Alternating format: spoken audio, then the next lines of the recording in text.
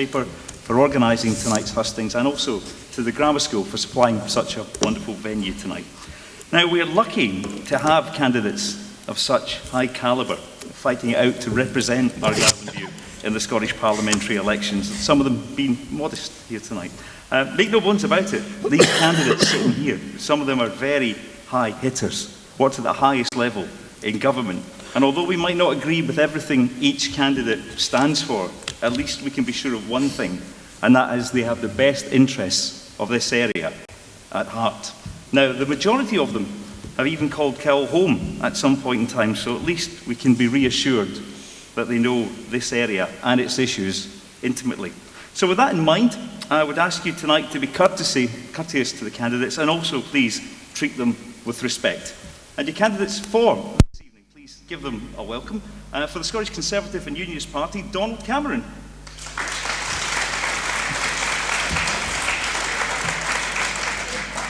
For Scottish Labour, Mick Rice.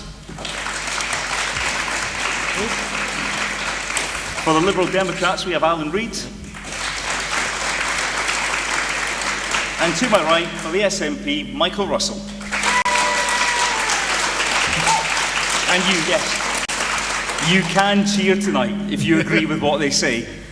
Keep booing to a minimum, but you can cheer if you agree with what they say. Now, can I ask you all, please, tonight to adhere to the rules this evening when putting questions to the candidates. The rules for this hustings have been set out by tonight's host, the Dunoon Observer newspaper, and they are as follows, and please stick to these rules. Questions of a personal nature tonight will not be accepted, and they will not be tolerated, so please bear that in mind this evening. Also, when you're standing up tonight to give us your question, please, no statements. Don't stand up with a huge statement, go through it, but we're looking for genuine questions for the candidates tonight, so please, no statements. And when you do stand up, could you please wait until one of our assistants with a microphone gets to you this evening so that the candidates can hear your question. And if you'd be so kind as to tell us your name, your first name or Mr. or Miss, and whereabouts you're from in Kell, we'd appreciate that as well. Now, I mentioned these are the Scottish Parliamentary elections, so questions tonight must relate to issues over which the Scottish Parliament has authority. So no questions on matters reserved solely for Westminster. That might include the merits or otherwise of Trident renewal as well. And if you're wondering what sort of questions refer to Westminster, what refer to Holyrood, just to give you a rough idea, Westminster would be things such as defence, foreign policy, UK employment, broadcasting, data protection, whereas Holyrood, questions such as law and order, housing, health, social services, the environment, education, training, agriculture, those are all covered. But if the question is something you feel is particularly relevant, please say the question, and if we can't address it, we'll find a way of addressing it through the Scottish Parliament rules. So if you could please bear that in mind tonight as well. And as I said, please do treat all the candidates with respect. Now, time is against us tonight, so all the candidates will be given a maximum of 2 minutes to address the issues that you raise, and also for their opening statements as well. They may choose to answer in less than 2 minutes, but we'll endeavour to have all candidates sticking to the 2-minute window. And I've got my trusty timer with me, and when they hear a bleep, they'll be told to be quiet. So without any further ado, we're going to introduce you to the candidates tonight and let them address you this evening with their opening statements. A maximum of 2 minutes each, please, gentlemen, if you don't mind, and we will keep to that. And to start things rolling tonight, for the Scottish Conservative and Unionist Party, would you please welcome Mr. Donald Cameron. Well, thank you, Derek, very much. I've been introduced as Donald Trump recently, so I'm sorry to disappoint anyone. Thank you to the organisers, to the Dunoon Observer, and to you all for coming tonight. Briefly, by way of background, I'm from Achnacarry, near Spearn Bridge, where my family has a holiday and farming business. So one of the things I'm interested in is small business issues, especially in our more remote areas. And by profession, I'm a practicing lawyer. In this opening statement, I want to stick to local themes, and in my closing statement at the end of the evening, move to a kind of more national picture. In terms of local themes, I'd like to briefly touch on the challenges facing Argyll and Bute, particularly the long-term predicted depopulation, and the issues of transport infrastructure, telecommunications. One of the things that constantly comes up on the campaign trail is the need to improve transport links wherever we are in Argyll and Bute. That touches on ferries, it touches on the state of roads, etc. The other main issue that comes up is connectivity and the need to ensure better mobile coverage and increasing the broadband connectivity across the constituency. Other issues include retaining our young people, providing jobs and investment into local communities, providing affordable housing, etc. So we retain our young people and provide them with security and jobs here in Argyll and Bute. And lastly, one issue which perhaps is not quite so relevant here in Dunoon is farming, which is dear to my heart and something that I like to discuss and would welcome questions on. Thank you very much, Donald Cameron, for the Conservative and Unionist Party. It's amazing how quickly 2 minutes can fly past, so let's move on now. For the SNP, Michael Russell. Thank you very much, Derek. I'm Mike Russell. I was elected as the MSP for Argyll and Bute in May 2011, and I'm standing for re-election. I'm standing for re-election on the record of work I've done and the work the SNP has done in government, on the team that I've been working with and the vision we have for the future. No government ever delivers everything that it wants to. There will be people in this room with whom I have crossed swords on a variety of issues, including ferries and other transport. But I think overall the SNP in government after 9 years has a creditable record. I've got it here, not just the 14 top points, but actually the 131 points that we've been putting out round the doors over the last 2 or 3 weeks. But there's more to be done. And those things include further improvements in transportation, further improvements in rolling out high-speed broadband, further improvements in health and education, further work on land reform, something I've been very closely engaged with, and further changes, long overdue changes in this area to local government, to put power into people's hands and to change the way in which local government is run and structured in Argyll and Bute and throughout Scotland. I've greatly enjoyed the work that I've done. It's not been without its difficulties, it's not been without its arguments, but I've still got the commitment and the enthusiasm to be the MSP for what is one of the biggest, most varied and certainly most beautiful constituencies in Scotland. I've lived in Cowal for 25 years. I want to go on representing the people of Cowal and the people of Argyll and Bute, and I'm asking you for that privilege on the 5th of May. Thank you very much.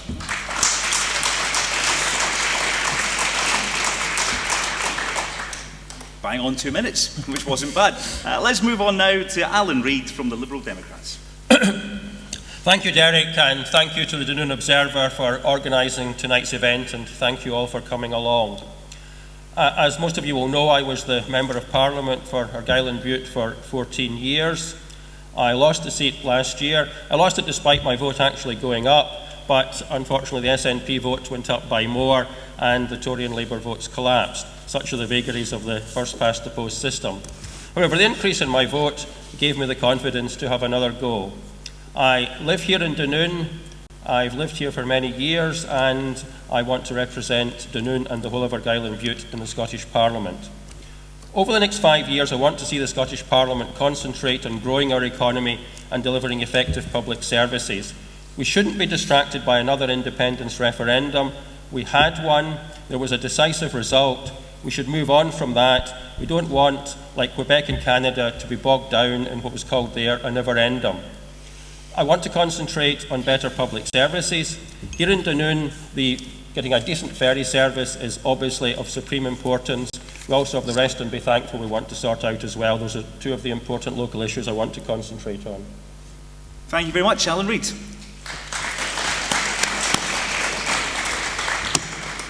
And finally, opening statement from our last candidate joining us today for the Hustings, Mick Rice for Scottish Labour. Colleagues, the slogan, Stronger for Scotland, the SNP slogan, has a subtext. And that subtext is, weaker for every other UK country. Now, I do not believe in that. I want to see a vibrant UK in which Scotland plays its strong component part. And I am concerned that in effect the policy put before you by the SNP is that they want the UK to fail so that they have an excuse for a second referendum. Now, I occasionally write a few ditties, and I have one to sum up this situation. Beware of the fate of any new state that is small and tiny and wee, for with globalisation can any new nation really expect to be free? For Scottish Labour, we are proposing an anti-austerity programme for Scotland. We have 1p on the income tax. We want to reintroduce the 50p top rate of tax for those earning over £150,000 a year. We want to abolish the council tax and replace it with a new property tax. And above all, in this area, I am campaigning on the issue of transport, because without effective transport measures, we can't have a vibrant local economy here in Cowell and Dunoon. Thank you very much, Mick Rice, for Scottish Labour. So you've heard what each candidate has to say. We'll be coming to your questions shortly as well. So have a think, based on what you just heard them say there, of what you'd like to ask them. We're looking for some good questions tonight. But before we get to your questions from the floor this evening, I've been handed questions tonight by the editor of the Dunoon Observer, Gordon Nish. Questions to put to each one of the candidates. One question for each of them, and then a second question for a bit later on this evening. So have a think about your questions, and in the meantime I'm going to ask each one of them a question from the editor of the Dunoon Observer. And we'll start tonight with Alan Reid. This is from Gordon Nish of the Observer. Now, the Lib Dem Tory coalition, of which you were part of, Alan, introduced austerity to Britain. In the April 15th edition of the Dunoon Observer, you told us that you want to raise taxes in Scotland to mitigate the effects of that austerity. What makes you think that that's a vote winner? Well, the Scottish education system used to be the best in the world. It's still a good system, but it slipped back in recent years. We want to make it the best again. And to make it the best again, we will need money. And I think that a penny on income tax for a better education system for all the children of Scotland is a good investment. That penny has got to be taken in context with the increase in the personal allowance, the point at which people start paying income tax, which was brought to the coalition by the Liberal Democrats. Now, because of the increase in the personal allowance, that would mean that somebody earning less than £21,500 a year will not pay any more in tax next year than they will this year if that penny is brought in. So I think it's a worthy investment for children's future. Yeah, the question, though, did specifically ask, though, what makes you think that that is a vote winner? And having a look around the room, I don't know if a lot of people actually understood what you were saying. Do you think that is a vote winner? Well, I've no idea whether it's a vote winner or not. We'll find out on the day. I think it's the right thing to do. Okay. Thank you very much, Alan Reid. As I said, there's two questions for each candidate from Gordon Nish from the Dunoon Observer. Let's move on now to Donald Cameron from the Scottish Conservative Party. Now, in all of the articles submitted, you identify yourself more with Ruth Davidson than the Conservative Party. Is this because, given the deep unpopularity of the Westminster government, Conservatism is now a toxic brand here in Scotland?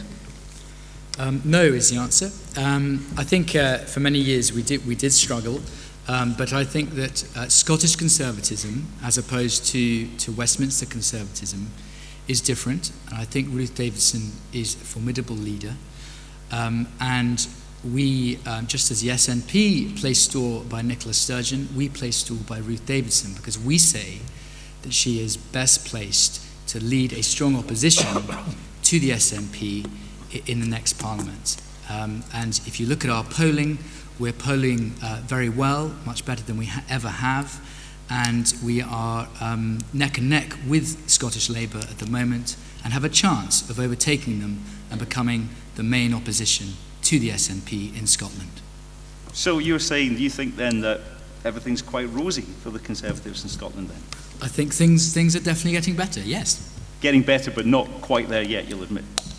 No, don't admit that. I think we are getting better, and we will come May the 6th, we will hopefully be the main opposition to the SNP in the Scottish Parliament. Thank you much, Donald Cameron. These are questions, of course, from Gordon Leach, the editor of the Dunoon Observer. Moving on now to Mike Russell of the SNP.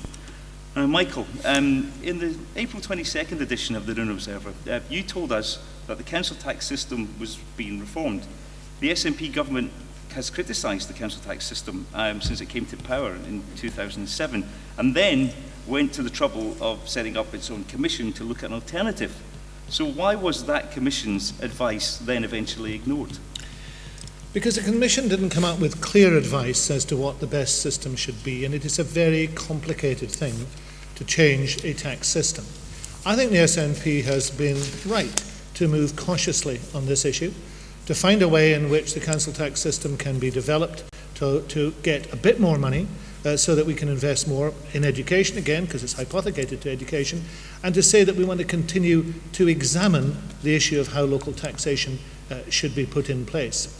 I also think that if you're going to change the structure of local government, and that's now implicit in the manifesto, that we are looking at devolving power much closer to people, something I have been arguing for quite openly in this constituency for several years, given people's experience of our Gallowbutte Council, then I don't think you should change the local government finance system in a major way until you've done that, because I think the shape of local government will dictate the type of local taxation you should have.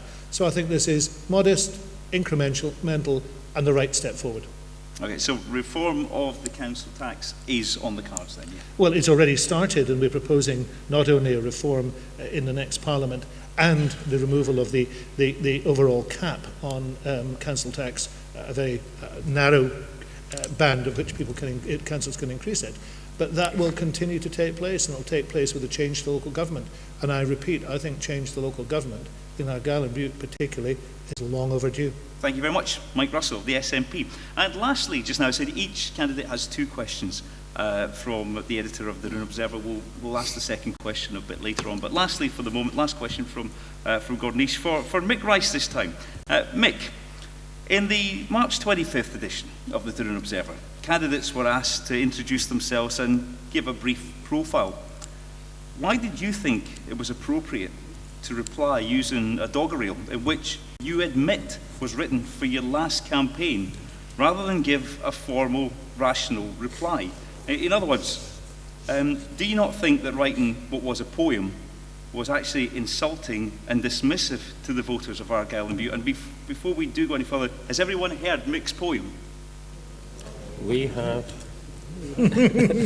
Well, right, I'll read one line then. I'll read one line then, since you haven't. Okay, I'll read the very first line of what was sent to the newspaper for press release. People of Dunoon and Cowell scream and shout and rage and howl. Do not throw in the towel, for there's a battle to be fought and new ferries to be bought. Are you want to be treated as the Joker in this campaign, or do you want them to take you seriously, Mick? Well, I'm surprised that you don't appreciate the cultural wisdom of the voters of Dunoon and Cowell, because when I was standing in the previous election, I did go round on the door and offer to recite my poem, somewhat better than you did, by the way, to the electorate, and most people were quite keen to hear it. Now, in a sense, I think, it does try to address the main issues, and the main issues which my poem addressed was the ferry issue and the closure of the A83. And it seemed to me, colleagues, that these were the issues way back in 2011, and there's still big issues in this area because nothing has been done.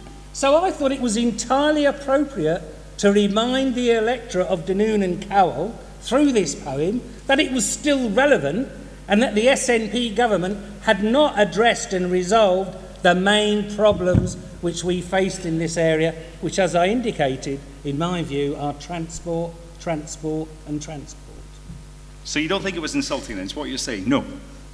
No, Gordon didn't like it, but I'm not here to please him. You think, am I? You think it's okay then to say to the voters, vote for me and you'll see an open A83? You think that addresses the issue of the A83 and how you're going to fix that? The issue of the A83 has been addressed in the Jacobs report, and if you hear that question again, you'll get more detail on that, because we've had it more than once already on the other Hustings meetings. But the real problem that you've got is that nobody can give you a start date for when they're going to do the work to put in the alternative road. So they can tell you what the solutions are, but they can't devote the money. And the reason they can't devote the money is because the SNP have prioritised the east of Scotland. So, right, the A9, we'll the stop. Perth Mick, road, the road Mick, bridge over the Forth. We'll stop you there. That's and what's this gone may be a on. question that will crop up. I was just asking, do you think that line explains how you would fix it? The answer is no. So maybe a question you might want to ask a bit later. Mick Rice from Scottish Labour, everyone. Now, it's now a chance for you to ask questions of the candidates. You know the rules. We will try and stick as closely to them as we possibly can. If you feel it's a matter that's really important to you and you must ask the question, then please feel free to stand up. Now, all I would ask you to do is raise your hand in the air and just wait for someone who has a microphone to come towards you. It's just so that we can hear you properly and the candidates can hear you properly. And remember, when you are addressing questions, it's to all candidates, unless it's something you really want an answer to from one of the candidates, but please try and address it to all the candidates so that they can all be given a chance to give you an answer. So let's look for some questions from the floor, and let's start off tonight with the gentleman there. Unfortunately for a microphone guy who's right in the middle of the crowd, which might mean he has to go full stretch or pass the microphone on. If you could give us your name, please, and where you're from, that would be great. Ken Barr, and I'm from Cairn. You've all touched on the subject I'm going to ask you, so I'm going to go straight to it. If elected, what will you do to improve the transport connectivity of Dunoon and Cowell with Inverclyde and beyond, and arrest the decline that Dunoon and surrounding area is currently experiencing? So you're looking for joined-up thinking, basically, of the transport network here within Argyll and Bute and wider beyond. I want to know what their solution is to the... Let's start off let's start with Mick, where we ended it just a couple of minutes ago. Mick Rice, Scottish Labour. I will campaign to ensure that we have an effective ferry service from Dunoon to Europe. As you will know, Ken, that means that we have to have a vessel, or two vessels, that are a minimum of 40 metres in length in order to compete or to work in the weather conditions that prevail on this part of the Clyde. And that seems to me to mean that you're going to have to have a car ferry to make that viable. Now, we keep being told that you can't do this because of EU regulations. But my view is that you've got to challenge EU regulations, and indeed the SNP government are quite keen to challenge them over minimum alcohol pricing, but they don't seem to be prepared to want to challenge them over the issue of state aid and transport matters. And indeed, I think that if we did challenge them, we would win that one relatively easily. The other point is that in terms of the A83, we need to get a start date on that. We know what needs to be done. I think we'll get agreement off the platform as a whole on what needs to be done, but we need that money put forward in the capital programme. I'm also quite interested in some of the proposals coming forward on fixed links. In the circular that came round from me, I did indicate that we should look at improving transport, not only on those two matters, but in relationship to Argyll and Bute as a whole, to look at the potential for a tunnel from Campbelltown across to Northern Ireland, to look at reintroducing the Ballycastle-Campbelltown ferry service, and so forth. I also think that it would be useful to consider having a ferry service going from the Isle of Bute across to Ardine Point at the south end of Cowell, because that would mean that for once people from this area could visit Rothesay and vice versa. So there's a whole series of things around transport connectivity that we need to address. Thank you very much, Mick, and I'm sure we'll probably come back to the subject of ferries again shortly. If you've got a question about that, then I'm sure someone else will bring that up. Let's move now to Mike Russell for the SNP. Better connectivity, Michael. Yes, and better connectivity in a package that allows the town to develop and to flourish. Because it's not just the issues of connectivity. There have been improvements in terms of the ferries, and there will continue to be improvements, and particularly, well, let me just, Ken, I did indicate that you and I probably wouldn't agree on a lot of this at the very start, and it's undoubtedly going to be the case. There have been improvements in terms of the ferries, but there need to be more. And for example, the 12-year contract that will now be put into place, which is a result of the SNP government going and arguing the case in Brussels, will allow further investment in the route. That will be accompanied by a new vessel, and that's already been said and committed to. So that's there and on the table. In terms of the A83, there's been £50 million spent on the route already. These are things that have actually happened. Far from nothing happening, the 6 options in the Jacobs report, for the red route, that's one of the options that have already been implemented, and as a member of the A83 task force, I've been arguing now for the green route to be implemented. That is the route on the road on the other side, so that there's a dual carriageway, and that is the best option in my view, and I think that will be the next step, and the next investment is made. There needs to be more investment in the town. The pier has been a welcome piece of investment, but it's been long in coming. And there is still the eyesore when you get off the ferry of facing the Castle Lodge without a roof, which has been there for 18 months. I raised it with Dick Walsh 18 months ago. I was told something had been done. Nothing has been done. There requires to be investment in the town. The Queen's Hall project hasn't even started yet. So there needs to be investment, infrastructure investment in the town, and there is money there for that. The cord money is there. So with improvements in transport, with infrastructure investment in the town, and the implementation of the report that was commissioned, Nick Ferguson's report on depopulation, we can begin to see an improvement in Dunoon. But it's not just the question of a single ferry. There is a car ferry that operates every 20 minutes, and people need to acknowledge that. There is a road round. We can together get all of those things moving forward, but it's a combination of things that will make a difference to the town. Thank you very much, Mike Russell, for the SNP. I'm sure, as I said, there'll be more questions on this as we go throughout the night, so don't feel you've lost your chance now to speak. There'll be plenty more. Alan Reid, Liberal Democrats, you're often seen online and on your blog and on social media travelling about as well. We do have an issue with transport.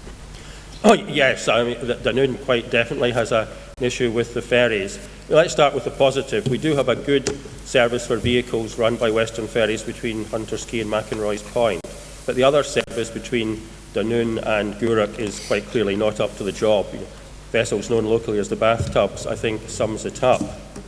Now, the way to solve this has actually been specified in a report compiled by the Scottish Government, and I wish they had actually implemented that report. That was the MVA report, published 3 years ago. What it recommended was, and this would conform to EU rules, that the Scottish Government should reduce the harbour dues to the amount needed to cover the costs and then invite tenders to provide vessels and operate the service. The important thing is that the tender should specify that the vessels must be capable of operating all year round in the prevailing Clyde estuary weather and sea conditions. Now, it's obvious, and the experts have all confirmed this, that in order to do that, the size of the vehicles will be big enough that this would mean they would be big enough to carry vehicles. Now, if we follow this recommended tender process, I'm convinced that would supply the safe, reliable vessels that users have been crying out for years. Now, I got a leaflet from the SNP that said that RET had been reduced to all ferry routes. It's been introduced to all ferry routes apart from the ones from Dunoon across to the far side. So, again, a case of the SNP government discriminating against the Cowal area. The mistake that the SNP government made the last time was to rush the tender process. It was only given a few weeks, and the bathtubs were all that could be found within those few weeks. What I will want the new Scottish Government to do is to start this tender process immediately after the election. That gives a year and 2 months. Thank you very much, Alan Reid of the Liberal Democrats, and I could see murmurings and shaking of heads and nods of heads as we went through that, so I have no doubt we'll be back on this topic again shortly this evening. Donald Cameron for the Conservative and Unionist Party, what's your take on the connectivity of our ferries and transport service, and what would you do? Well, clearly we need an integrated, joined-up approach. On the ferries, I'm going to be brief because I suspect we'll return to it, but clearly there's a lot of strength of feeling. We need a permanent solution to it. I'd add my support to the comments about Western ferries. Every time I've travelled on them, they've been on time. They're extremely reliable. I think in terms of the A83, what we need is, again, a permanent solution, not remedial measures. If we can afford to build a new fourth road bridge, if we can afford to dual the A9 from Perth to Inverness, then we can afford to sort this out once and for all. It's a lifeline route, we all know that, and it's absolutely tremendous. I'm not going to comment, I'm not an engineer, I can't comment on what the correct solution would be, but in mountainous areas of Europe these problems are solved, and we can solve it here. Lastly, I think there's a general question about the deterioration of our road network in general in Argyll and Bute. Only yesterday I read a report saying that Argyll and Bute has, I think roads are in the worst condition out of any local authority. So we must invest in the road network itself to plug these potholes, etc. And that too will assist in keeping our young people here, in rejuvenating the area, and bringing tourists and business back so we can move forward. Thank you very much. That's Donald Cameron of the Scottish Conservatives. And as a regular user of the ferry services and the roads, I do share some of the anger that you have just now, although I do find the roads quite good, to be honest. Anyway, that's the first question. I drive them regularly and I find them okay. Maybe just not the ones you're on now, obviously. And I do drive a very small car, which would feel every pothole if I did. Now, let's move on. I said we'll probably come back to the question of transport. That maybe didn't answer your question fully. I'll accept that, and we'll be come back to it later. Any other questions from the floor just now? The gentleman at the back, blue checkered shirt on. Yes. David Mackenzie from Blairmore. Amongst other things, I'm chair of the Cowell Fixed Link Working Group.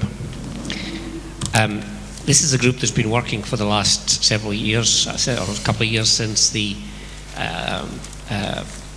economic summit that was held back in October 14, looking at a long-term solution to the issue of Cowell transportation, and that is a fixed link, either road or rail or both. And we've looked at a number of options. We got some coverage in the local paper last week, which is quite good. I wrote, as chair of the working group, I wrote to all four candidates and asked them if they could support the work we were doing, specifically in two areas. One is, would they support a public consultation on looking at this idea of a fixed link? And secondly, if so, would they support getting a statement in the Scottish Government before the end of the next Parliament that actually the government would invest in a fixed link, which could also not only provide connectivity from Cowell, but would be also an alternative to the A83. Thank you very much, David. And for those of you who are unaware of what David's talking about, page 8 of this week's Dunoon Observer carries the full story and the different routes. So what he's looking for, gentlemen, is support and a statement from the government. So start off with Mike Russell from the SNP on this. David's looking for support for the fixed routes, and he's also looking for a statement from the government within the next Parliament. Is that something you can do? Yes, I sincerely hope so. I've been supporting David's group from a very early stage. I've been to a number of the meetings they've held with council officials and others, and I was at a meeting at which the Highlands and Islands HIE transport plan for the area was looked at. I think this is a very positive step forward. I'll certainly support a public consultation, and I'll certainly wish to push it forward as the local MSP, if re-elected, to get a commitment from the Scottish Government. This is a visionary project. It's an interesting time for it, because there's a lot of discussion about other options. When we had the public meeting in Bute, we had a discussion about the possibility of a Colin Bridge. Highlands and Islands Enterprise have talked about a new route to Loch Gilphead, an investment in that. So the Jacobs report we've referred to on the 83 has one of these alternatives in it, which would be the bridge at Ardentiny, which would very much shorten the route over towards Loch Lomond, and also provide an alternative to the 83, a new alternative. So I think this is an idea whose time is coming. It'll take a lot of effort, take a lot of pushing, but I'm certainly supportive of it, and I want to see what I can do to help it. Sounds like a yes. From that, if you wouldn't mind passing that over to Donald Cameron. I don't know if Donald has a chance maybe to read that before we come to Donald. Let's go to Mick Rice. Mick, David's looking for your support and also a statement from the government by the end of the next Parliament. What's your thoughts? Well, I read the proposals that David's Fixed Link group put together, and I think that they are very much worthy of support. I think the problem is going to be where to start. I think you may have to prioritise the things that need to be done first, because, to be honest with you, my experience of trying to get an agreement with the SNP government, it's a bit like having a relationship with a blancmange. There's nothing solid to grab hold to. And I've been spending years talking to Transport Scotland about the Dunoon-Gourock ferry service. So I think you'll get all smiles, lots of support, but try and get them tied down in writing to say they're going to do something. But that's, in fairness, that's what he's asking you to do. If you get elected, will you say yes, you support, and will you help drive it through? I guarantee you this: if I get elected next Thursday, it will send shockwaves through Scotland, and all of you will have your dreams come true. There's no question about it. You can do exactly what I tell her to do if you elect me. There's no question about it.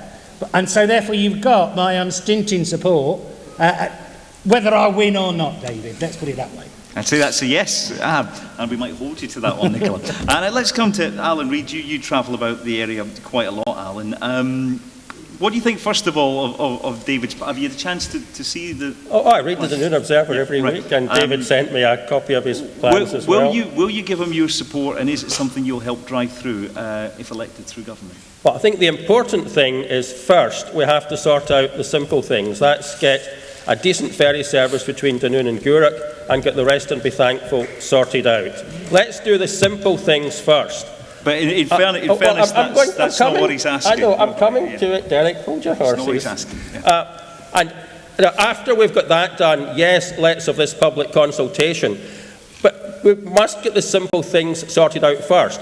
We've been consulted and consulted and consulted on the ferries, and we ended up with the bathtubs.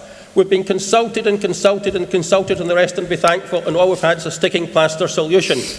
The danger of too much consultation is that governments love consultation, so it is an excuse for doing nothing. And I'm not going to, if I'm elected, I'm not going to on day one ask for a public consultation on the Cowal Fixed Link, because if we do that, I know what will happen. When we then ask for a better ferry service, the government will say, oh well, just hold on with this other consultation, we need to consult about everything.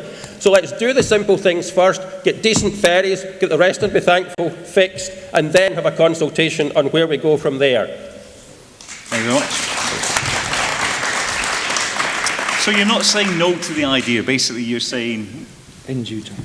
Well, I'm saying get the ferry, the rest will be thankful, fixed, then consult on where we go next. What do you think of David's idea? You've had a chance to have a look at it.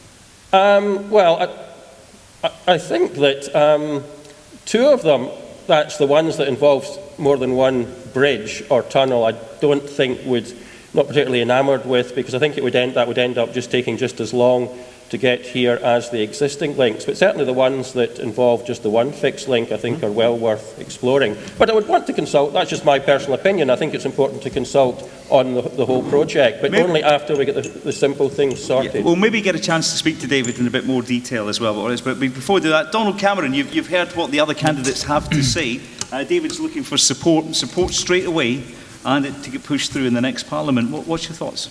Well, I mean, clearly there are some immediate issues to sort out with the ferries and the rest, and be thankful, and we do need to prioritise that. But you certainly would have my support for a consultation. We need to show imagination here. We need to show vision. And again, I'm not an engineer. I don't know how feasible these are, what the costs would be, etc. But I do believe in looking at all the options to see what we can do to improve transport connections to this area. So you certainly would have my support for consultation and for throwing it out to the public. As I say, costs would need to be weighed up, but an integrated, visionary solution that is permanent is required. There you go, David. Hopefully, you got the support of the panel, and a great idea. As I said, if you want to read more about it, please, page 8 of this week's Dunoon Observer. Now, more questions from the floor. Bear in mind, we do still have other questions to come as well from the editor of the Dunoon Observer, so please, if you've got a question you want to ask, stick your hand in the air so we can get to you. Gentleman over here just now, close to our guy with the microphone, just to make it a bit easier for him, so he doesn't have to run to the other side. And gentleman at the back will come to you next, okay? Cameron Smith. I wonder if we could just hold on for a little second until we get your microphone, just maybe another microphone, or maybe just a little bit louder so that all the candidates can hear you. There you go. Is that any better? That's much better. Thanks. Cameron Smith of Dunoon. My question is, will members of the support means of bringing pressure on both Transport Scotland and Argyll and Bute Council to produce a rational system of harbour charges for Dunoon and Gourock? The present charges which are proposed actually discriminate massively against a larger ferry and against a car-carrying ferry. In fact, you're looking at some situation where if you had a vehicle ferry, 2/3 of the fares that it collected, 2/3 of its sales would go to those two authorities in harbour charges, both berthing and passenger. Will you all agree to put pressure on the Scottish Government and on Argyll and Bute Council to produce a reformed system which would remove this discrimination? Thank you very much, Cameron. Good question. Harbour charges. A reduction in harbour charges leading, obviously, hopefully, to a reduction in the price for ferries. Mick Rice for Scottish Labour. Yeah, currently Argyll and Bute Council charges £235,000 per annum to Argyll Ferries, which is the passenger-only ferry service which is not fit for purpose. But it actually costs them £560,000 per annum or thereabouts. So the current useless service is getting a subsidy from the ratepayers, i.e. you and me, Argyll and Bute Council, by £300,000 a year. Guess what? If you have a passenger vehicle service calling there, they want to charge 3 million, not 235,000. They want to charge 4 or 5 times as much. And it's exactly the same on the other side of the water. Now, if you are a private operator trying to come here with car ferries to operate that route, are you going to say, well, it's worth doing when they're going to charge 5 times over the operating costs for harbour dues both sides of the water? I don't think you are. That's the problem. The Scottish Government, Derek Mackay last September, has stated we will be not building or commissioning new ferries for this route. So that means you have to go to the private sector. Well, unless you're making it attractive to the private sector, they're not going to bother. And we're going to be told by Transport Scotland, once again, terribly sorry, nobody was interested. You know, nobody wants to do it in the private sector. Well, damn right they don't want to do it, because they're being priced out of the market by the Scottish Government and Argyll and Bute Council. That's why. There you go. Thank you, Mick. Donald Cameron. Yeah. Harbour charges, discriminatory, costing us money, should be reduced. What do you think? Well, I will confess my ignorance about this. I mean, clearly, from what I've heard, it's a major cost. But you know, we have to make it attractive to operators. Western Ferries is not subsidised and manages to produce a reliable service. So, to be frank, I would need to find out much more about this. But again, if we can move towards an integrated answer that will provide a better service, then all options should be explored. Thank you very much, Donald. Alan Reid for the Liberal Democrats. These harbour charges, the amount of money that you've heard mentioned, surely something has to be done. Yes, you're right, something has to be done. I think Mick actually summed it up very well. The problem that there's the MVA report identified was that the private sector is not going to bid to run a good ferry service between Dunoon and Gourock, given the present level of harbour charges. So they have to be reduced.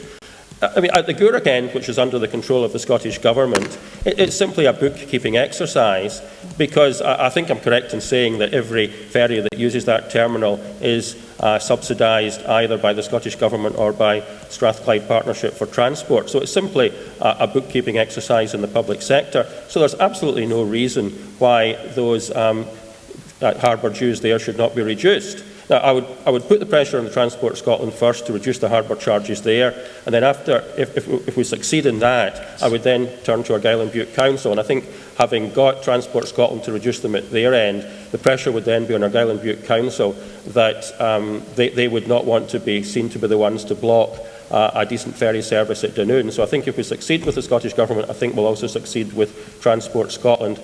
And there's no benefit to the Scottish Government in these high harbour dues, because it's simply a bookkeeping exercise. Caledonia, McBrain and Argyll ferries owned by the government pay the government. Thank you very much, Alan Reid, for the Liberal Democrats.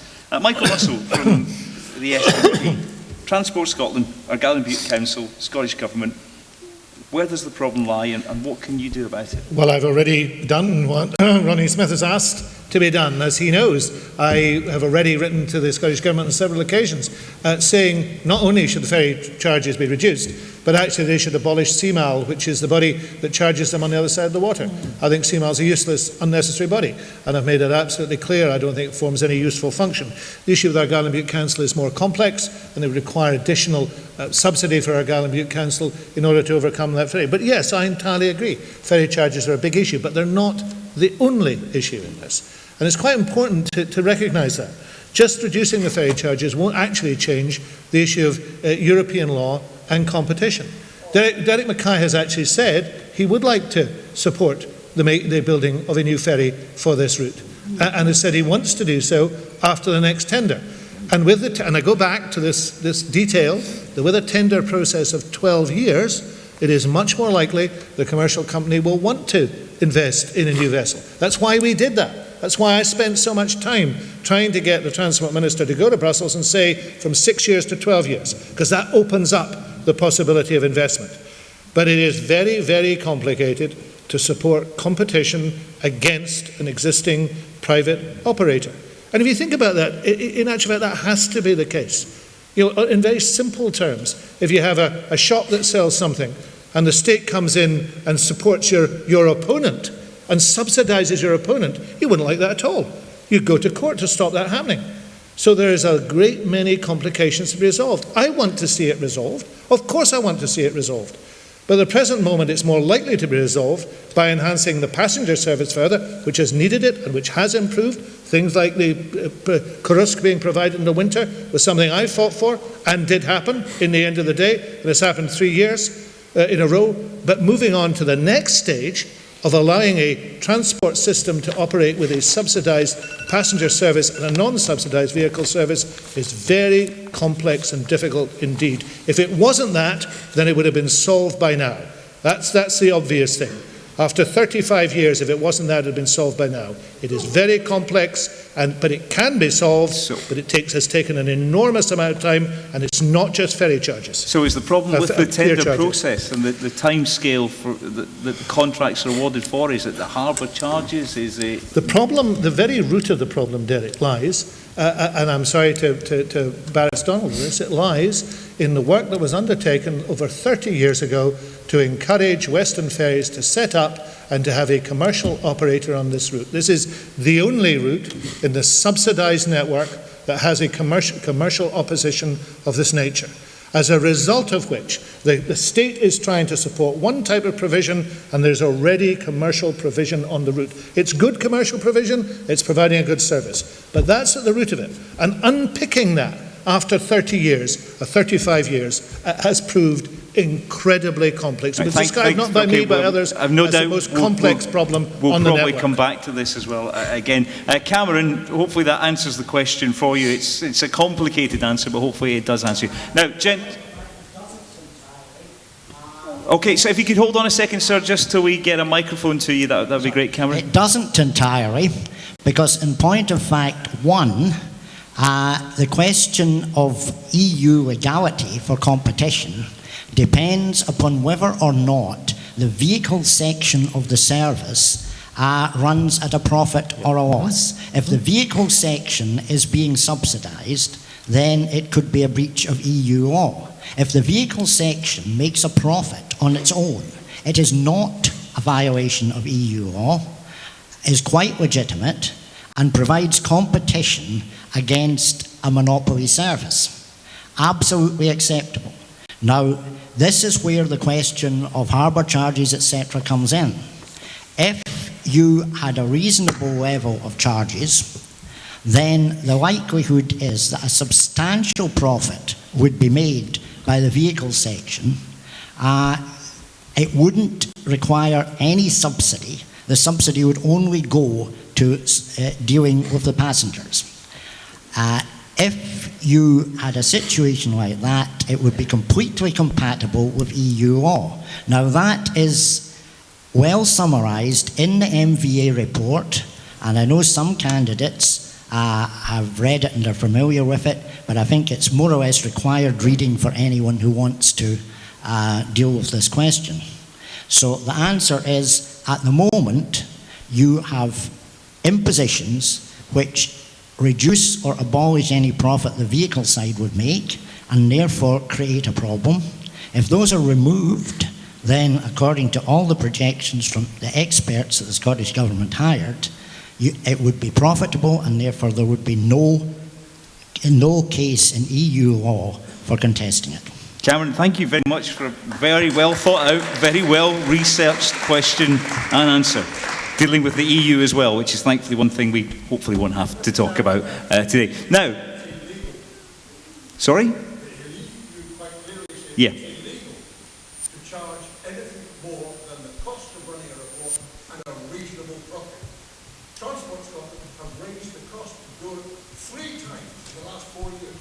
Do you want to wait till we get your microphone, actually? If you seem to be very steamed up about this, and quite a lot of people probably will be as well. If you could keep it brief, though, because we do still have a lot of other questions to get to. And I know some people aren't happy about it, but there'll be questions you will be happy with. Mick actually knows it. Looks as if the gods of the microphones are against you tonight. The EU...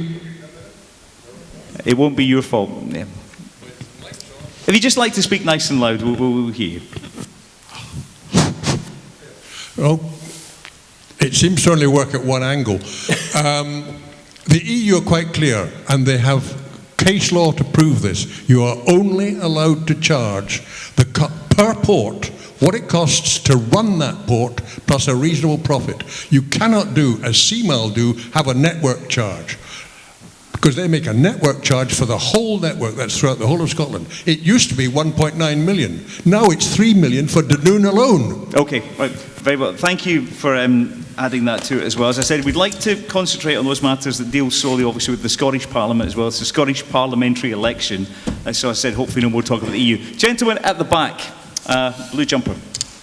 Thanks very much, Gordon Blair, here in Sandhaven, and I've been here for 21 years. My daughters were educated in this school, and they were across the water, unable to depend on the ferry. But I've got another question with regard to, it's another F word, it's fracking. And what's your view on fracking within Scotland? Are you for it or against it? Bearing in mind the distinctive geology that we have in Scotland compared to the geology that exists in other areas of the world, fracking has been really frowned upon. Thank you very much. That's Gordon Blair. Just in case you couldn't hear it for the microphone, Gordon Blair, a question about fracking in this beautiful country of Scotland. Donald Cameron, Conservative Unionist Party. Fracking, it's a no-go, yes? No. I think we should explore fracking as a potential source. We've got a very long tradition in Scotland of shale gas extraction. We've got a very strong record of health and safety in this type of area. And we have, in the northeast of Scotland, an oil industry on its knees, where it could possibly be the case that jobs that have been lost in the oil industry could be moved to unconventional gas extraction. So I certainly don't think we should have a moratorium. My view and my party's view is that we need a mixed energy policy in Scotland, and that fracking may play a part in that, and we should continue to explore the potential. There you go, Gordon Blair, an honest answer from Donald Cameron.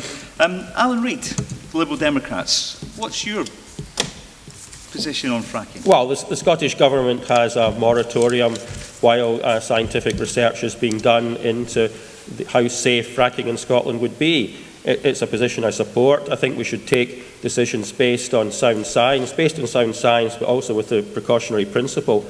And if the report comes forward and says that fracking in Scotland can go ahead, and if with the right safety regulations, and if the right safety regulations are put in place, then it would be safe. Then, if the report recommends that that is the correct thing to do, that it would be safe, then I would say go ahead. But if the report has any doubts at all, then I would say continue the moratorium.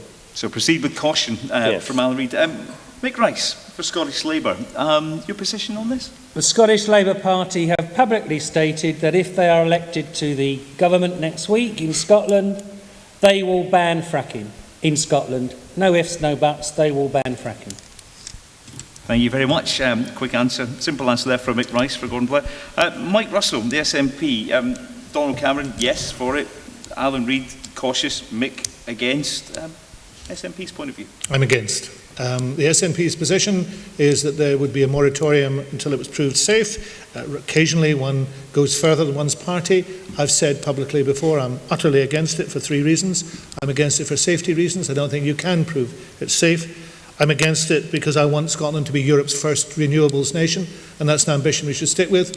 And I'm against it because I do think we're at the stage in our development as human beings and as a society that we should stop saying that we can solve all our problems by taking fossil fuels out of the ground. We should leave it in the ground. We should not have fracking. And of course, this area is within the map. So if I was re-elected as your MSP, no ifs, no buts, I'd be opposing it. Thank you very much. I support SNP policy. So the panel are pretty much split on that one. Now, I think interestingly, I support SNP policy and Mike doesn't. We've got that There's on camera. always room in the SNP. We've got that on camera. Okay, we're going to take a break from the questions from the floor for just a moment for more questions now from the editor of the Dunoon Observer. So if you have a question that you want in the next part, then please have a think about it. Anything other than ferries would be good to hear as well, although You're in ferries Dunoon, are fine, but anything other than ferries would be nice, so please have a think about that. This next set of questions now, it's the second questions of the night from the editor of the Dunoon Observer, Gordon Nish, and we'll start off this time with Donald Cameron. Donald, these questions, of course, from Gordon for the newspaper. Ruth Davison yesterday said that her first task as First Minister would be to abolish the named person scheme. Do you see no merit in this safety net at all? And the short answer is no. I wholeheartedly support Ruth's comments about this. We would seek to reverse the named persons law, to call for its immediate repeal.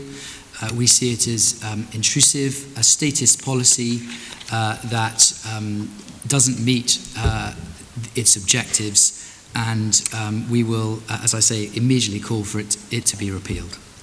Doesn't this system, though, the new system, make sure that in the absence of a mum and dad, for whatever reason, that there's someone there who looks after this child and get them through the system quicker? Otherwise, are these children not left in a system for longer that they could be out of?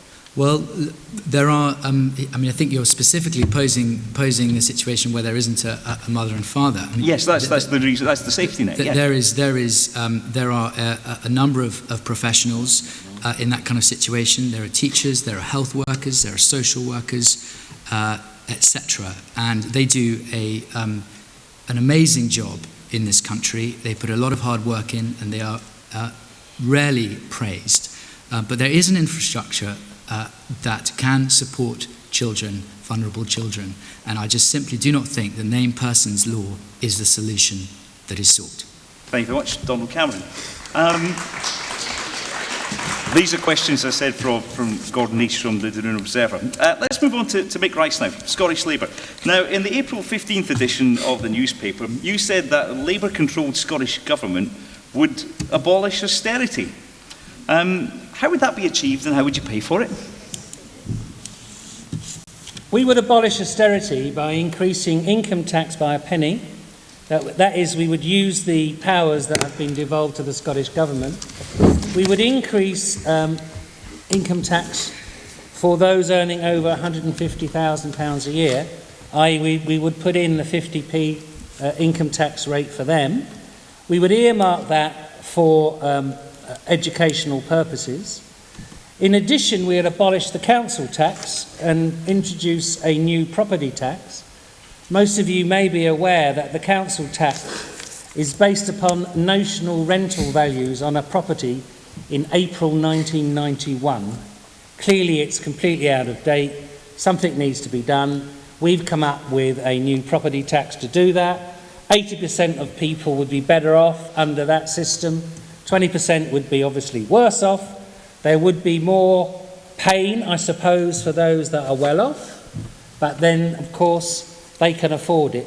So we would increase taxes and we would use it to defend council services and to defend the public sector, because all we've had in the last 9 or 10 years of the Scottish Government is they pass on the austerity and they blame, is it Westminster or is it Wastemonster, whatever it is they call it. They always blame somebody else. So we're saying that Scotland should use our powers that we've got now to stop austerity in Scotland. So to abolish austerity, you would increase taxes? Yeah, absolutely. Yes. Okay. That's Mick Rice for Scottish Labour. As I said, these questions being posed by Gordon Nish, the editor of the Dunoon Observer. Moving to Michael Russell now of the SNP. You have a second job as a university professor. Why should the people of Argyll and Bute vote for a part-time MSP? Oh, very nice. Well, I'm not a part-time MSP. I'm 150% of my time as MSP. There are people in this room who've been to see me at odd hours, and I've been working every hour that God sends, and I'll go on doing that if I'm re-elected. I work a couple of hours a week in Glasgow University, and what I do is I try and bring back into the university and to the benefit of students some of the experience I've had in government. I was a minister for 7.5 years. Actually, the time I spent as a minister on ministerial duties was vastly in excess of anything I would have spent in the university. Some of you coming from and going to a variety of ministerial things, and that means you'll be working 100, 120 hours a week. So if anybody in this room has had occasion not to find me when they need me, or my staff are not doing things when I should have been doing them, come and tell me. But in actual fact, I think the work I do in the university is useful to education in Scotland, and the work I do as an MSP is a lot more than the hours that people might expect anybody to work. I don't know, what is the post? I am a part-time professor in Scottish culture and governance in the University of Glasgow. There you go. So questions posed by Gordon Nish, the editor of the Dunoon Observer. And finally, last set of questions from Gordon and last set of questions from the newspaper. Then it's going to be back over to the floor for some more quick-fire questions. We are mindful of time. As I say, we're only here till 9 o'clock tonight, just so that you know. So have your questions prepared. Alan Reid, Liberal Democrats, from Gordon Nish at the Observer newspaper. In the March 25th edition of the newspaper, you told us you would vote against holding another independence referendum. Now, does this apply in all circumstances? Yes. Okay. I didn't even get a chance to start my timer. So, say there's a vote to leave Europe. Is the same in all circumstances? Well, I certainly hope there won't be a vote to leave Europe, but should it arise, then the problem that Scotland would have if it decided to become independent was then that we would be in a different trading bloc from our main trading partner, that's the rest of the United Kingdom. I simply think that is not a sensible position to put Scotland into. There you go, so there's the answer. So that's the final set of questions from the Dunoon Observer. There'll be more in this week's edition as well. Heading back to the floor now, as I say, if you could just wait till our guys with the microphones get to you tonight. The microphones, you have to wait a little second, so when they give it to you, please wait a minute before you start speaking. Who would like any more questions from the floor? This gentleman, Archie, this gentleman right here. Yes, there's someone just behind you right now. There you go. And if you'd like to give us your name, please, and where you're from. I'm Jack Diamond from Dunoon. I'd just like to ask a question of all the candidates.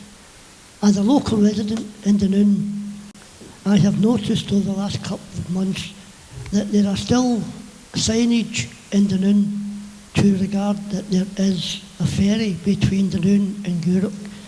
I'm just wondering what the panel of candidates are going to do about this, because there is one out at Sandbank which says on it, ferries, car ferries, Dunoon to Gourock. Also underneath, car ferries, Hunters Quay to McInroy Point. So I'm saying, is this a long-term policy that we have got to maintain these signs in Dunoon until we get a car ferry? Okay, so by deception, you're saying that there's a car. Just as I thought we were going to get a question that was about something apart from ferries, it's signs with ferries on it. Misleading signs. Alan Reid for the Liberal Democrats. Yes, when will these signs disappear? Well, it's on a council road, and I think Councillor Blair from Sandbank is sitting in the audience, so I would hope that Gordon would get on the phone to the Roads Department in the morning. I'm sure he will. I wouldn't want the Dunoon-Gourock car ferry actually painted over. I mean, what Transport Scotland have done in situations where ferry services have hopefully temporarily been taken away is to cover over the part that refers to the Dunoon-Gourock ferry service. So I think the best solution would be for the council to cover over the part that leads to the Dunoon-Gourock ferry service, leaving the part that refers to Hunters Quay, and hopefully in the future they would be able to remove that covering. Okay, sticky tape over the sign from Alan Reid. Mike Russell for the SNP. Misleading signs in Dunoon, saying we still have we do still have the Dunoon to Gourock. Yes, and are the signs just in the wrong place? Yeah, there's a problem throughout Argyll and Bute about misleading signs. Wherever you go in Argyll and Bute, the signs have either not been maintained. There's a sign in the car park at Benesson and Mull that's been there since 1972. It's actually dated as a sign that tells, it's almost in old money, not quite, but it needs to be dealt with. The council needs to get on and change these things. But you know, I look forward to the day where there's some bright new signs for a bright new ferry that's operating across the Clyde. And then we'll get new signs put up by the council and everybody will be happy. Thank you very much. Donald Cameron, the Conservative Party, have you seen any of these signs? I haven't actually, but I mean, misleading signs clearly should be removed if they don't tell the truth.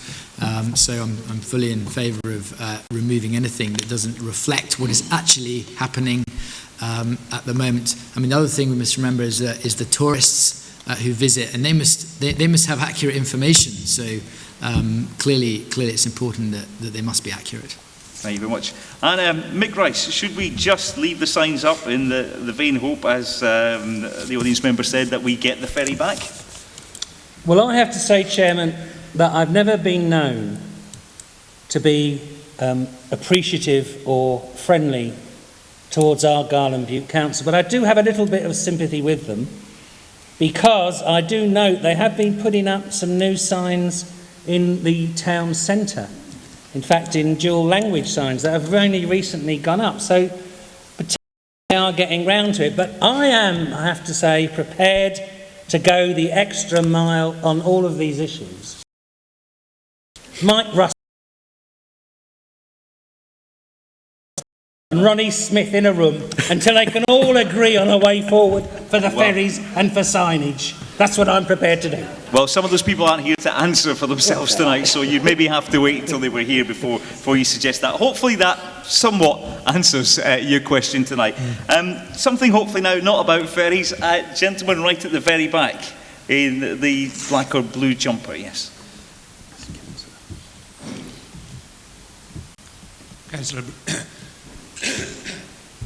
Councillor Bruce Marshall from Strone.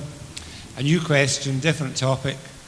A year ago, a year ago this month, the Local Government Boundaries Commission published their proposals for boundaries for the next election for local government, and the ward of Cowell will disappear under their proposals, and the new ward, which would bring in the communities of Ardentiny, Blairmore, Stonecommun, all up Loch Exide, would be in a ward that was stretched as far as Cameron House past the Ardennes roundabout, a distance of almost 60 miles. What's the panel's views on this ridiculous proposal? And are you happy that we're going to lose Cowell as a ward in Argyll and Bute? Okay, many of you have served Cowell throughout your political life. Mike Russell of the SNP, boundary changes, happy with those? Well, I was involved with Bruce and with a variety of others, with every community council in Cowell, I think, opposing these. And there's good news. And the good news is this, that if the SNP is re-elected to government, there's a manifesto commitment in the manifesto published last week not to accept recommendations from the Local Government Boundary Commission that split natural communities. This recommendation splits natural, well, actually creates a complete mess. There is no community within it. There's no correspondence of interest. So if the SNP government is re-elected, and it's yet another good reason for re-electing the SNP government, that recommendation, if it comes from the Commission, it's not out yet, will not be implemented, which I think is very good news. Mick Rice, Scottish Labour. What do you think? Well, as it happens, I live quite close to where Bruce lives, and so I share your concerns, Bruce, because it does seem to be completely ridiculous. The only thing that I can think of that might give an excuse to the boundary commissioners is they may know something that we don't. If, for example, there is going to be a bridge from Arden across the water, it would be a natural community, and maybe that's something that they know and we don't. Otherwise, it is stupid, it's cross. And, you know, you'd go there for a day's outing. That's about the level of it. It's not a community at all. So I'm glad to hear the statement that it would be opposed. It is a devolved matter, so it would be up to the Scottish Government to determine what the boundaries are. I know they're supposed to take advice, but they can reject that advice. So I'm glad to hear they can reject that advice from the boundary commissioners. Mick Rice, thank you. No merit in these changes. Donald Cameron from the Conservative and Unionist Party. You agree with that too? Yes, I do. I think they are ridiculous. And I think they're ridiculous across Argyll and Bute, actually, not just here. There's immense strength of feeling in the north part of Argyll about suggested changes there. And I think they should be rejected out of hand. And I think you'll probably find consensus on this panel about that, because I think they are totally ridiculous. Alan Reid, is it unanimous? Yes. These proposals are completely ridiculous. The Boundary Commission proposals would have to be voted through by the Scottish Parliament, and I certainly give the commitment that if whoever is the next Scottish Government puts these to the Scottish Parliament, I'll certainly vote against it. I did object at the very first stage. The reason that these came about was because of the guidance that the Scottish Government gave to the Boundary Commission, which was that the number of councillors in each council should go up if councils were in a deprived area, and should go down if councils were not in a deprived area. And the Boundary Commission decided that Argyll and Bute Council was not a deprived area, and therefore the number of councillors should be reduced. Now, at that stage, I was one of only two people who objected. That was myself and Jackie Bailey, who's the MSP for Dumbarton and Helensburgh. But the Boundary Commission ploughed on, wasted an awful lot of time, drew up ridiculous proposals, because we have 36 councillors in 11 wards at the moment, and these wards do generally follow natural communities. But once the problem the Boundary Commission then had was, under the Scottish Government guidelines, by reducing the number of councillors to 33, that meant the wards had to get bigger, and it meant it was impossible to keep to council boundaries. So I think that we should keep the 36 councillors and the natural boundaries of the wards that we have at the moment.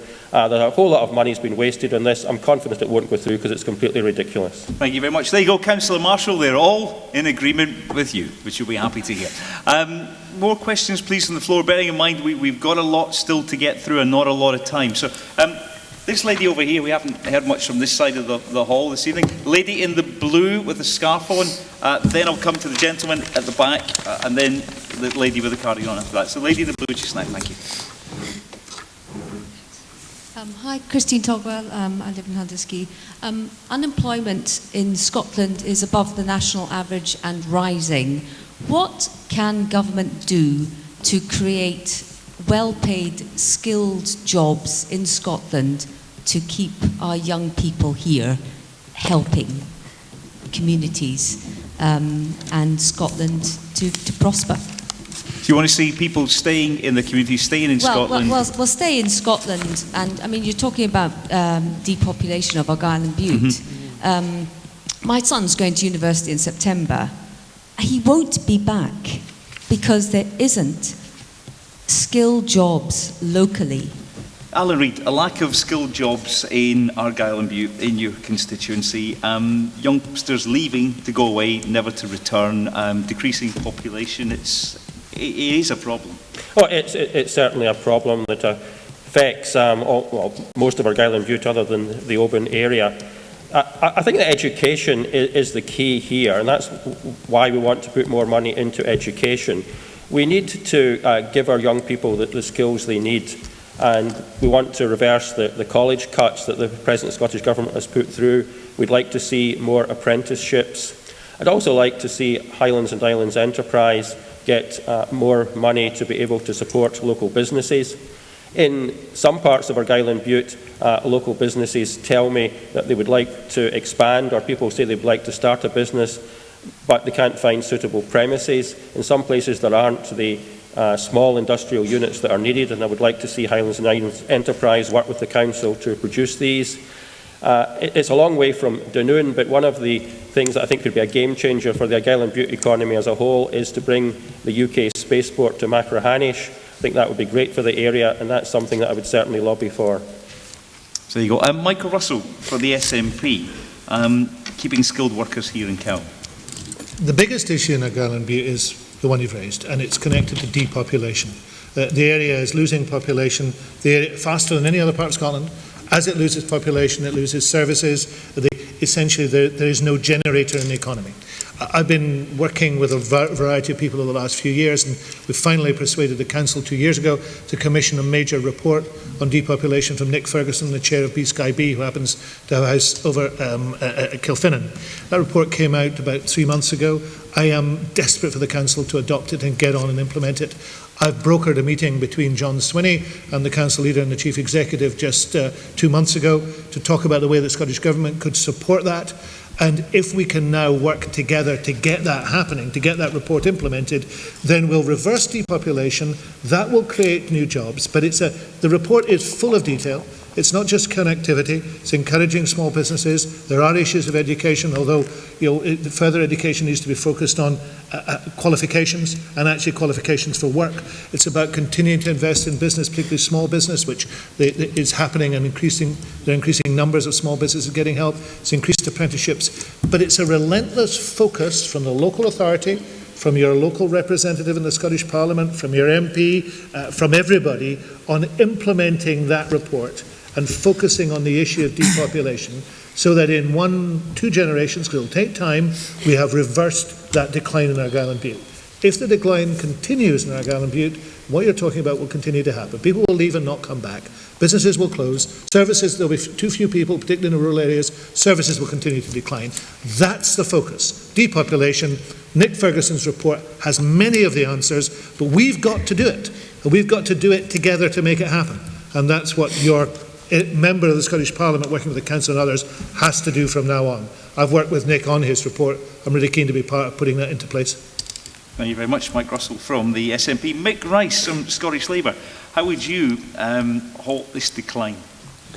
Well, you'll hear from politicians lots of things in relationship to this issue, and quite correctly they'll talk about education, they'll talk about improved training opportunities, they'll talk about affordable housing, they'll talk about regeneration, they'll say we all need to have broadband. All of those things are true. But there's almost so many things that need doing, you begin to wonder where to start. And in my view, it really does come down to having effective transport links. Because if you get that, you then get the connectivity for everything else to follow along behind it.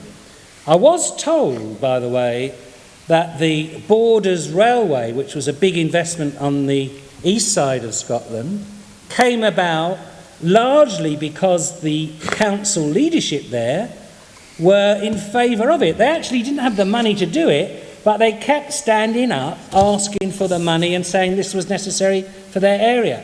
Now, unfortunately, we don't seem to have a terribly progressive council leadership here. I can tell you, because before I moved to Argyll and Bute, I was a senior Labour councillor in Birmingham for many years from the 1980s. And in Birmingham, the one city, we lost more manufacturing jobs from 1970 to 1980 in that city than was lost in the whole of Scotland. And we had to deal with that. So we do have I do have some personal experience of the sorts of schemes that need to be put in place. But my view is, if you can't get the transport right, nothing else is going to work. Thank you very much. So there you go. Alan Reid reckons the problem. Mike Russell, as he says, reckons it's top-down thinking. Transport, as far as Mick's concerned. Donald Cameron, how do we stop the brain drain? Well, I think it's right that there are so many issues involved. Transport, connectivity, general economic revival, but specifically in relation to young people, I think we need to rebalance the courses that we offer back towards vocational, or at least have a parity between academic and vocational courses that are offered. We need to make sure that the skills that we're training our young people in are aligned with what business is demanding, what local businesses require. We need additional apprenticeships. We need to think about small-scale internships and trying to sort of encourage these kind of things.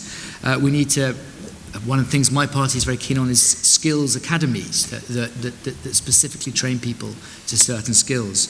And in terms of general business, I mean, we support a freeze in business rates pending a full-scale review. So there are many issues there, intertwined and interlinked, and we need to think imaginatively. So at least they all agree something does have to be done. Gentleman at the back, at the very end of the row, who had his hand up earlier on, I said I would come to you, and then possibly just one more question, and then we may have to stop. My name's Alison McKinnon, here in Dunoon. One of the emerging world markets that's out there right now is in industrial hemp. And I'd be very interested to hear the panel's position on being able to use industrial hemp, transfer the license out from London to Edinburgh, and get this positive industry pretty much embedded into rural Scotland. Did I hear you correctly? Industrial hemp? Industrial hemp. I did hear you correctly. I was just checking that I heard you correctly. Let's start off with Mick Rice on this. Your thoughts, please. Well, I need more information.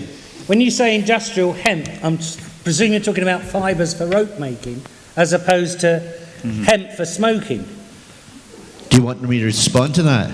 Well, yes, we do need you to respond. Then there are 400 industrial products that can be made from industrial hemp. It's not just rope, it's clothing, it's oil, it's plastics.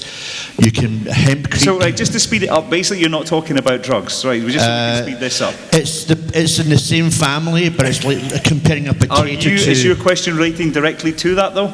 Yeah, to drugs? No, to industrial hemp, So we're yes. talking about industrial hemp, Mike, just to speed that up a little bit. I'm very happy to meet you after this meeting to get more information, and I'm prepared to be your unpaid political advisor.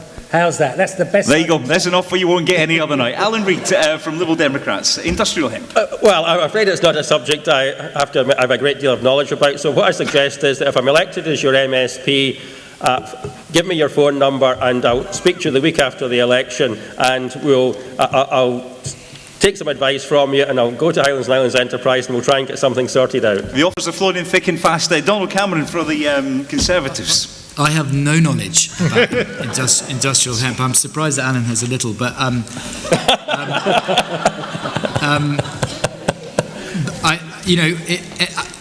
economic regeneration, revival. fully in favour, and if it's a viable opportunity, more than happy to discuss it with you.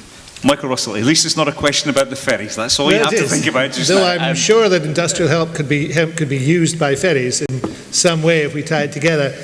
The issue here is the drugs legislation and transfer of all powers to the Scottish Parliament. That's what I would like to see. The drugs legislation is reserved to Westminster, so even if you have something like hemp which would be used for industrial purposes and not for recreational purposes, I suppose you'd call it, or medicinal purposes, the issue really is the Scottish Parliament can't legislate on it. Certainly a different question tonight. I am in favour of the Scottish Parliament being able to legislate on everything, so that solves the problem.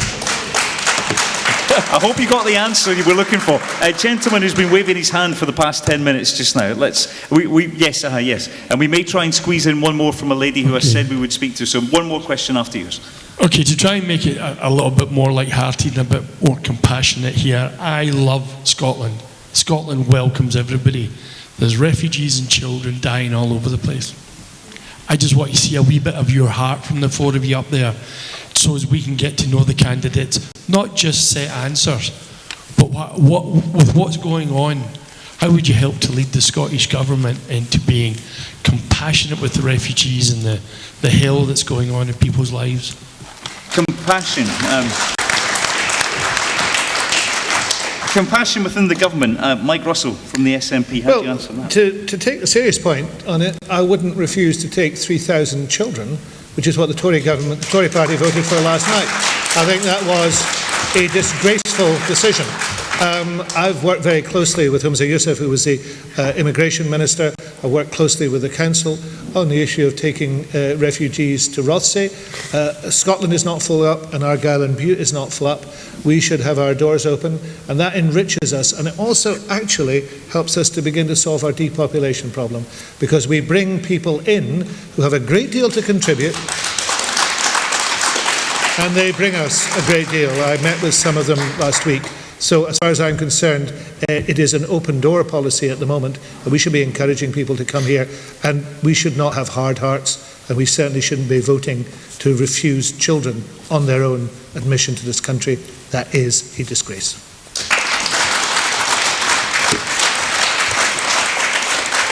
Donald Cameron, Conservative and Unionist Party, we should be welcoming him with open arms. Well, I think actually today Ruth Davidson called upon the UK government to do more and to give a special consideration, I think were her words, for unaccompanied children.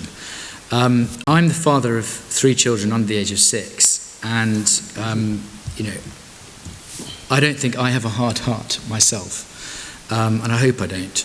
And children clearly are incredibly precious, and anyone who is either a parent or has experience of young children knows that, and it's a privilege to be a parent and a huge responsibility, and it's one that is actually more important to me than anything else in the world. Thank you very much. Mick Rice, Compassion from the Scottish Labour Party. Well, I happened to be at an event over the weekend. It was a 50th birthday party event. I still know people that are only that age. And I happened to be sitting beside somebody, and he said to me, "What do you do?" And I said, "Well, I'm a politician." And he said, "Well, how have you got on?" And I said, "Well, the truth is," I said, "I've been trying to change the world all of my life, and the world hasn't taken a blind bit of notice." So he said, So I said, "Well, what do you do?"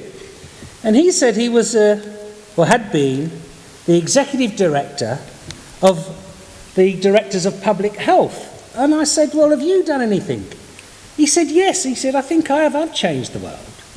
And I said, "But you're not a politician." I said, "How have you done that?" And he said, "I spot health trends. That's what I do." And I discovered that 60% of MPs at the time were going to allow the continuation of smoking in pubs and public places. And I briefed every director of public health throughout the country to meet their MP, to give them a briefing, to change their views. If we could, because we are on a table, we could just stick to the compassionate angle on this, please. So my view is that as a politician, you've got to look at the statistics and get policies that make the difference. You know, you can hug a hoodie, and I'm all in favour of doing that, but I think you've got to make policies where we all start to change our behaviour to be nicer and better people as a society. That's my view. Hopefully that's a yes from Mick Rice. I'm sure it is. Finally, Alan Reid on this topic. Yes, we should be allowing the 3,000 unaccompanied children to come into the UK. It's not something that we can make any commitments on in this election because it's a matter reserved to the UK government.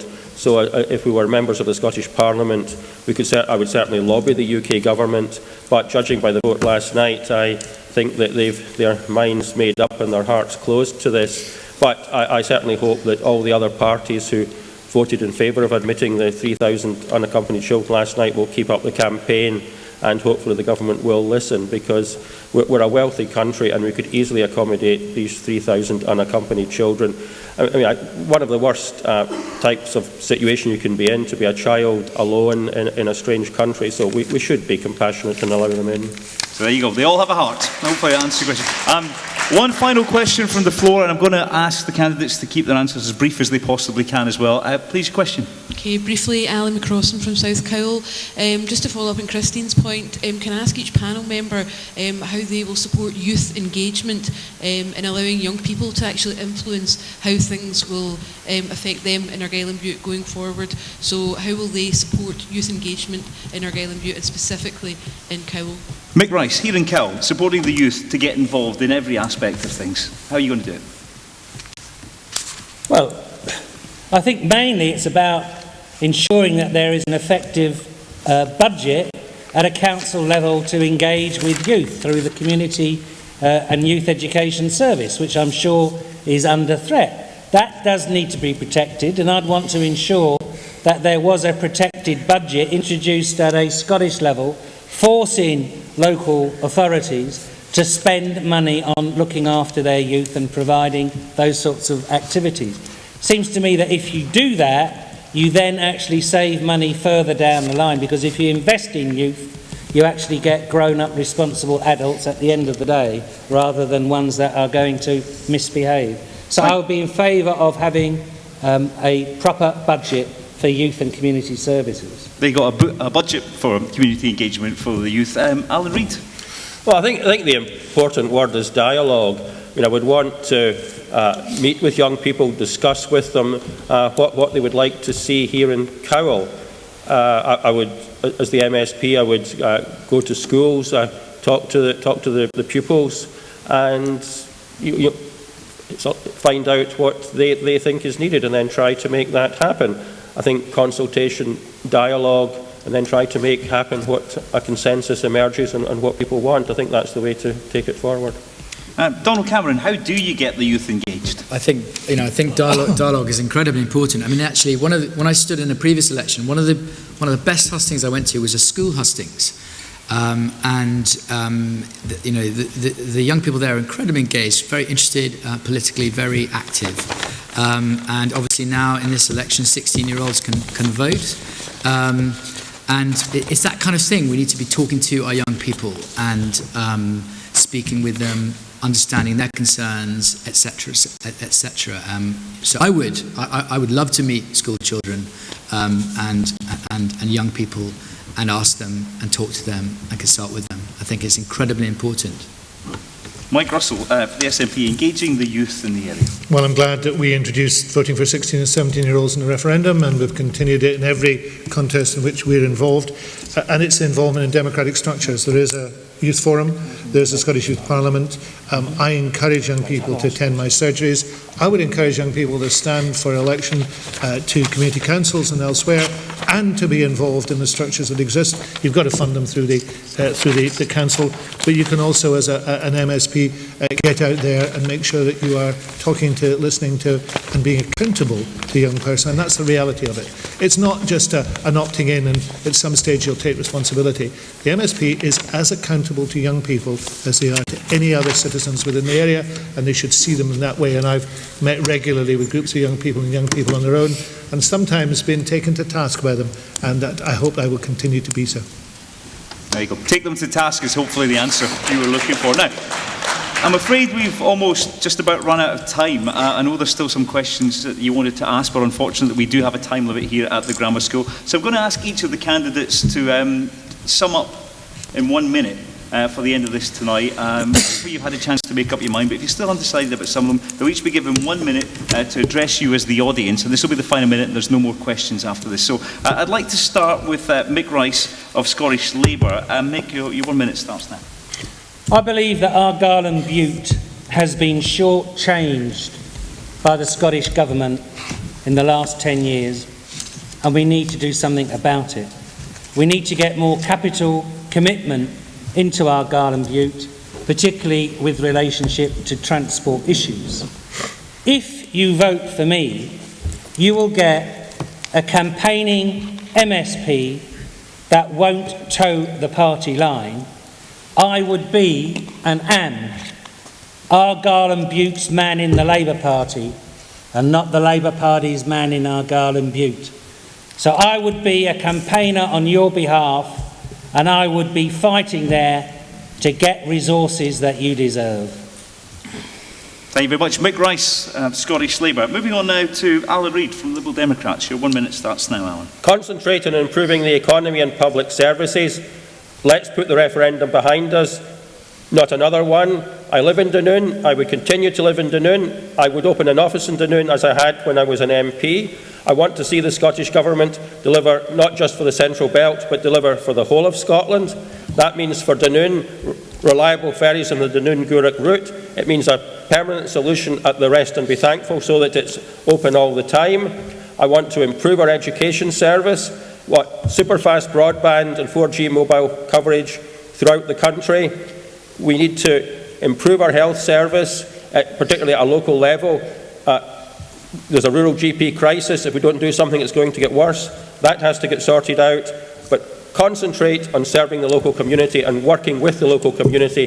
That's what I did when I was a Member of Parliament, and I want to do that as a Member of the Scottish Parliament too. Thank you very much, Alan Reid. Moving on now to Mike Russell of the SNP. As I predicted at the start of this evening, we can agree on some things, we can't agree on everything, but I've worked and would continue to work very hard for the people of Argyll and Bute and for Cowell. I've lived in Cowell for 25 years. There's 3 jobs that an MSP has. First of them is to help people when they've got problems and issues. I would go on doing that as I've done it for the last 5 years.